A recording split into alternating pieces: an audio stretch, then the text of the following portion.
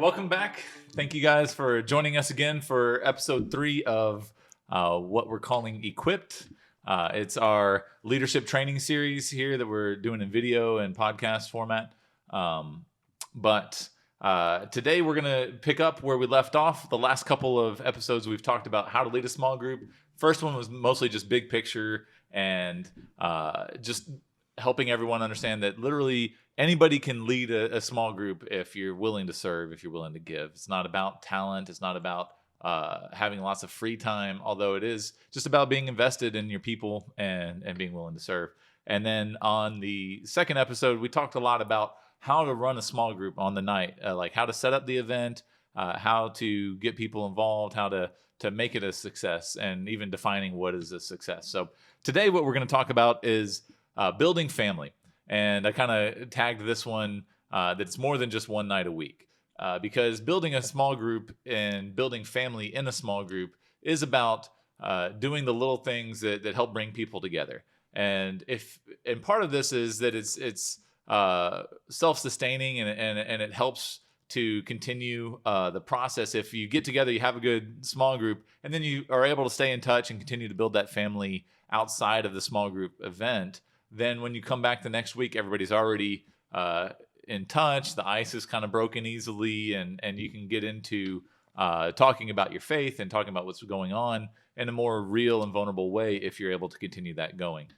So basically, I wanted to just kind of start off with a question again, Sure. Mike. Yeah. So we're talking a bit about turning a small group into a family, or like a second family. So what are some of the things that you feel like we can do either let's frame it at the Bible Talk leader, but obviously some of these things are going to apply even to just anybody participating in Bible Talk. Sure. So what is something a Bible Talk leader can do to help build family outside of that small group event? It's a great question to ask. In our previous episodes, we had talked about building family within the group and the hospitality, the things we can do.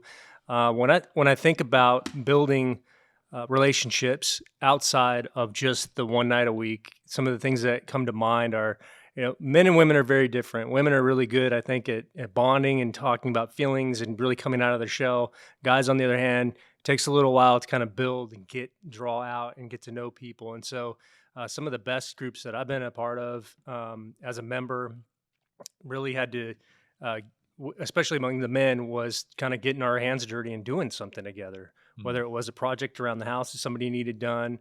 I've torn down walls in people's houses. I've built up walls in people's houses. Worked on cars.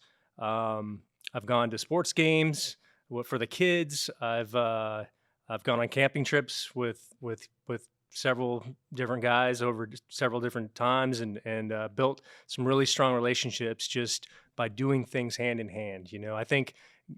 I think guys are doers, and the more that you can create a time where you can get together and do things, it builds strong relationships. And so that's where I've seen a lot of growth in relationships outside of just a Wednesday night or the one night a week that a small group would get together, is by incorporating things into your life. What are some ways that you have joined or improved on relationships in your group?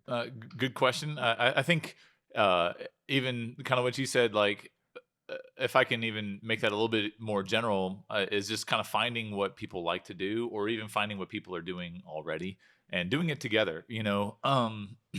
It's interesting that you think about it and you think about what people are doing in their lives. We tend to be pretty busy, and so going out and like, hey, if your kid, like you said, if a kid's got a basketball game, going to the basketball game together. There's been times when I'm like, hey, I gotta eat lunch, and so like just grabbing lunch with somebody outside of work, and like sometimes your schedules don't always align, but just doing the things that you do in life, but making an effort to bring other people in is a good way to make that happen. I wanted to actually read a scripture here from Second Thessalonians, and this is Paul's description of how he was amongst the Thessalonians. And he says, picking up about halfway through verse 7, he says, just as a nursing mother cares for her children, so we cared for you. Because we loved you so much, we were delighted to share with you not only the gospel of God, but our lives as well. Surely you remember, brothers and sisters, our toil and hardship. We worked night and day in order to not be a burden to anyone while we preached the gospel of God to you. You are witnesses, and so is God, of how holy, righteous, and blameless we were among you who believed. For you know that we dealt with each of you as a father deals with his own children, encouraging, comforting, urging you to live lives worthy of God who calls you into his kingdom and glory. And I feel a slight need to kind of say, hey, look, this is Paul, and yes, he is a church builder, and he's talking a lot about how he's going out and preaching the gospel and doing all this other stuff. But you don't have to be a church builder to go and do to apply what Paul's talking about here. He says, look, I was like a father at times, I was like a mother at times, but in truth, he gives a lot of different ways of things that he did, but he brings it all together there in verse 8, where he says, we loved you so much that we were delighted to not only share the gospel of God, but our lives as well. And so I think just kind of opening up your life to somebody, doing things that you would normally do, and bringing them in helps them to feel pretty included. Like I pray every morning, right? So there's a guy that's in my small group that I'm reaching out to, and I text him and be like, hey, you want to go pray some morning this week? And we just he doesn't live too far. We meet at a park halfway. We go walk around the park and pray for half an hour. And that has just done, tremendous things for our friendship, and it just kind of translates to our families becoming better friends and all that stuff too. I think that we have a lot of competing interests in our lives, just in terms of time management, especially when you're trying to raise kids and work a full-time job. And so it can become a struggle to try to get time to build on these relationships. And I think that scripture beautifully puts, like, look, we shared our lives with you. You saw us in all of the different ways that we lived, and we got to share not only our faith with you, but we got to live, side by side with you. And so when you're talking about how you're sharing, those times like, hey, let's go for a walk, or let's go live life together, how that bonds people together. And I've seen that it's been some of the most powerful relationships in my life are with the people that I've done stuff with, outside of Bible talk or family group, meeting together, and church, like just hanging out, park time. Yeah. I've gone on vacations with disciples, and I've gone, I've painted with a guy, like oil painting, and so sharing hobbies together, and which was awesome. It was fun. So that's cool. Are you talking Bob Ross oil painting? Bob Ross style. Dude, Bob Ross awesome. style, absolutely. So yeah, when you first said it, I thought you were talking about like painting somebody's house, which I know you have probably done as well. So I remember that as well. Like it was a few years ago when you moved in to your new place. You invited a few of us over to go tear down your kitchen, and that was actually a lot of fun. Yeah, so. Yeah, that was great memories, and definitely solidified a lot of relationships that way. That's very true. I can see that. So I think one of the other things is that, when you have downtime, a lot of us, we tend to just want to go into like I've heard it called like the nothing box. Like you kind of just want to check out. You want to not have to think about a whole lot. And so like that looks different for different people. Some people go and play games on their phone. Some people go scroll through the sports scores. Some people scroll through Instagram. None of those things are bad, but if you took that time and said, you know what, every time I feel like just pulling out my phone and just kind of killing time, let me just send out an encouragement text or something like that. That could be just life-changing for somebody in your small group that gets an encouragement text from you on a regular basis. That's right. So. One of the things that I do pretty regularly that's helpful in that regard is on my way to work. It takes me about 20 to 30 minutes to drive to work and to drive home. Usually, rather than listen to radio, a lot of times I'll fire up my phone and I'll call a brother just to touch base. We'll talk. That's pretty normal for me. And it's great because it's good use of time, right? I mean, I'm sitting on the road, and I'm thinking about that person, and so then I think it just helps to find ways and times that I can make, keep these relationships going, because the way I view relationships too, it's almost like a plant. If you don't water it regularly, it's going to wither. And so it takes work, but the fruit is well worth it. Yeah. I've been blessed with some really deep relationships and deep friendships, and it requires time and energy. Yeah. And I like actually that you mentioned that it takes work, because on some level we have to recognize like this isn't going to be natural to us. You might feel like, oh, I don't want to be insincere and just be like, oh, I'm only texting somebody because every Thursday I text this person, every Friday I text that person. It's in my calendar because I'm just really organized.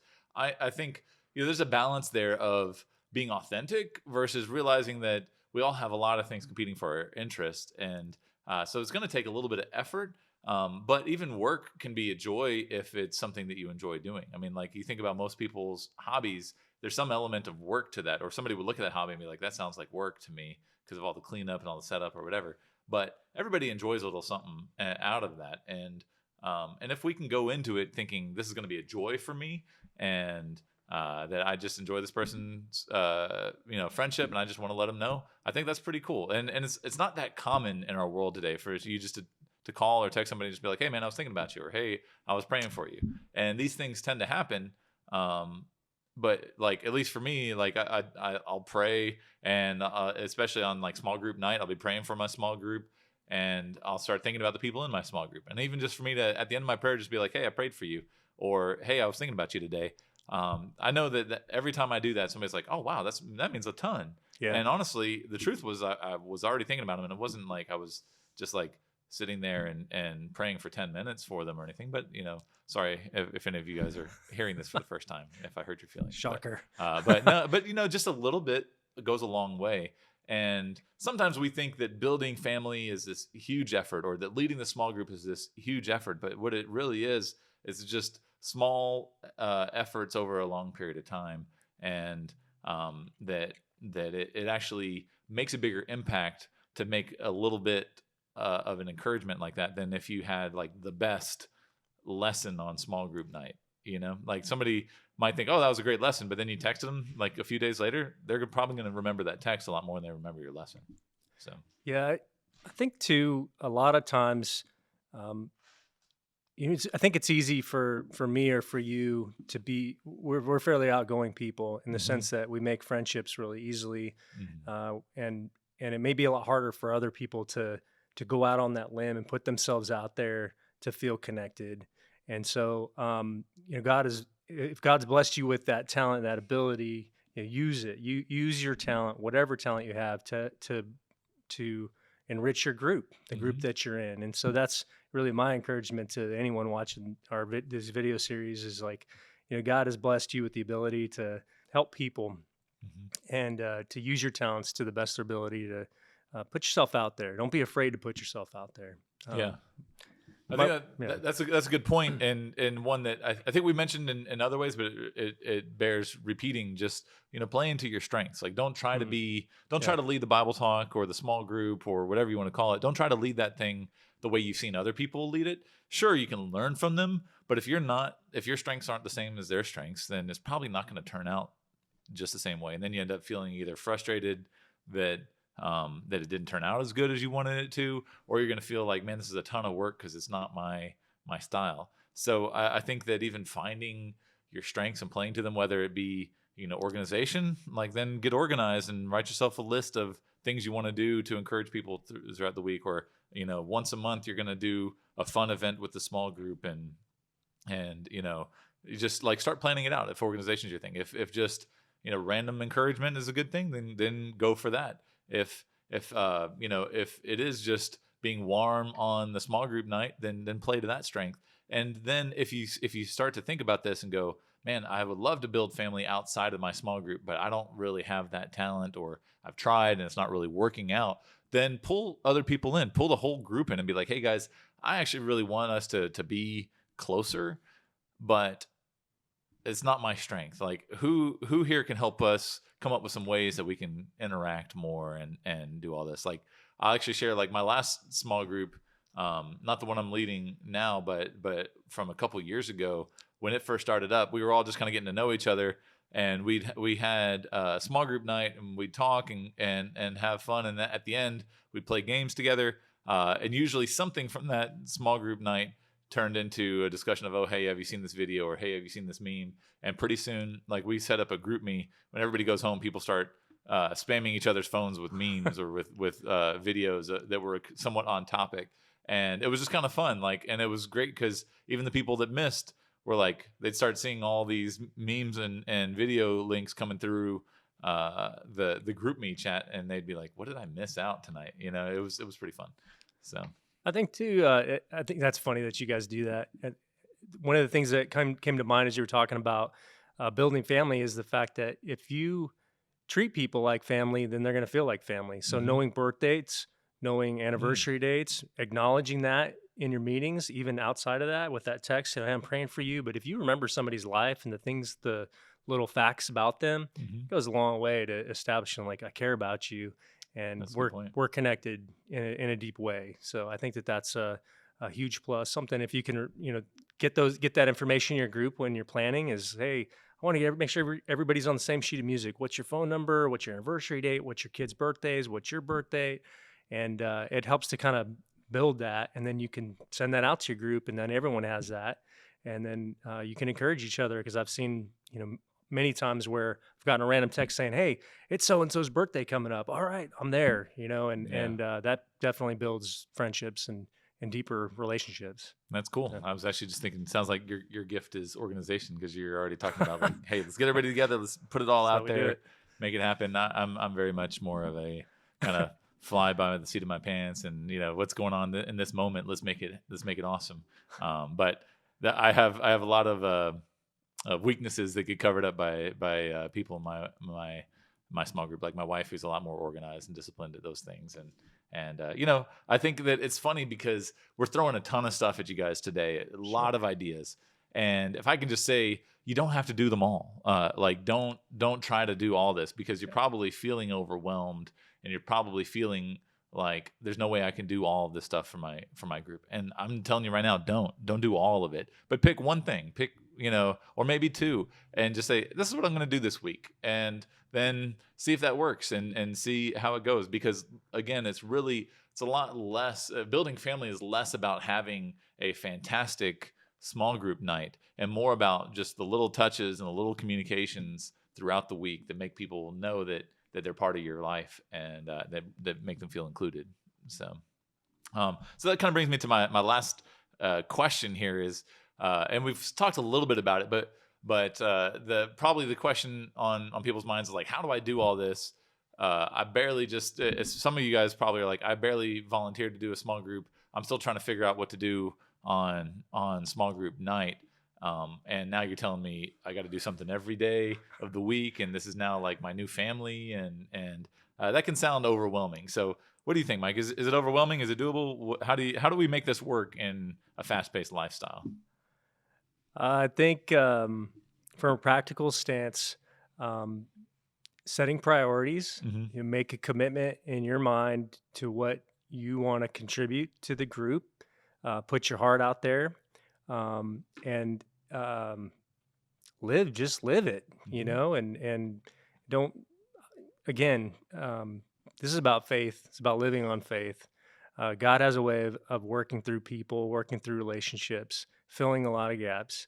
At the same time, um, know what your strengths are, what your weaknesses are, and collectively, express that to your group. So that way, what you're weak at, somebody might be really good at, Yeah. and collectively that helps. So even like what you're saying is like, if you feel like, hey, I'm trying to build family, and you throw it out there, and then a whole week goes by, and you get back together the next Wednesday night or whatever, and you're like, oh snap, I told everybody we were going to try to build family, and I didn't do anything this week. It sounds like what you're saying is even just like call a spade, and just like be like, hey, own it. I guys, I know last Sure. week I said we were going to try to do more just kind of communication throughout the week, and here a whole week went by and I didn't think about it. Right? I mean, is that kind of what you're saying? And life gets in the way too. Sure. People get sick. Work has deadlines. Kids have games. Hmm. But if you consciously make a decision to organize your life in a way where you allow for opportunity to meet up with people, Hmm. it helps to nourish relationships. Yeah. If you don't take the reins on your schedule, it will take control of you, and you'll find that by the end of the week, like, we can't do anything. It's all booked out. Yeah. So just as easily as you can say yes to things on the schedule, you can say no to things. And so I think if you go in, and we've talked about it previously, the heart of commitment to your group is important, because that will help you to make that decision when you're trying to set up your week. at the same time, living and doing things hand in hand, to me, that should come natural to you. You already live hand in hand, day in, day out in your life anyways, right? So Yeah.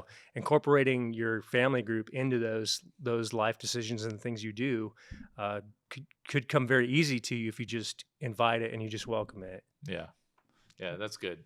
Yeah. So I think even like as you were talking, it just reminded me like a simple thing to do is have dinner with another family in Yeah. your small group. Everybody's got to eat, right? Yeah, exactly. Yeah. Like have them over for dinner or, go meet out for dinner or whatever. I mean, do the things you were normally going to do, but just do it with somebody else and bring them along. The thought that I had here was just that we've got to continue to think about how can we build each other up. It goes back to that Hebrews 10 scripture that we quoted in the first episode about consider how you can spur one another on toward love and good deeds. And it's just a matter of considering and practicing consideration. That's right. Like there's a lot of grace there. Like a week or two may go by where you don't think about your small group and be like, oh, I'm a bad small group leader. Okay, so what? Like we're all learning, and forgive yourself and just reevaluate. Like, so call it out at the next small group and be like, hey guys, I know we said it last time. Let's try again this week. Can anybody else help me out? Because I know it was just hard for me. I just let it fall off my radar. Anybody want to pop me a text, or anybody want to meet for lunch, or anybody got an idea for something we can do? That way it's not all on you, but at least you're getting that culture built even in your small group of we're going to do some life together. And it's not like you have to do everything together, but that you're going to just connect and touch base. So that way you keep that family feel going. And when you do need to get together and talk about what's really going on, whether it be in your faith or in your life or in your work or your marriage or whatever other portion, you know that you have some people there that you can talk to. Because again, it just comes down to me, the actual small group night is important for sure, but we sometimes put way too much weight on that because it's not as important as just building that family and making people feel authentically cared for while they're in your group. That's right. So. Yeah, great point. Cool. So actually, I think we're going to go ahead and wrap it up. This is a little bit of a shorter episode, but I kind of feel like it was a bit of drinking from the fire hose for some of y'all, that there was just a ton of ideas thrown out there. Hopefully you've got some of your own and you can keep going. I did want to make just a small plug for a great book if any of y'all are looking for other resources. It's this book that we actually read together as small group leaders a number of years ago in the church, but it's by Cloud and Townsend, and it's called Making Small Groups Work. And it's an easy read, actually. Some of the chapters are like 3 pages long, and it just helps you put your mind into that state of, what should I look for in a healthy small group, and even give yourself some boundaries as to what you shouldn't be doing, what you can do, and how to juggle some of those things that don't always go right. So great resource there. Hopefully you're watching this series and talking about it with other people so that you've got other resources at your disposal. But glad to be able to help out. Mike, super grateful that you've been able to come and do this with me. Thanks for having me. So love you guys, and we'll see you next time. Take care.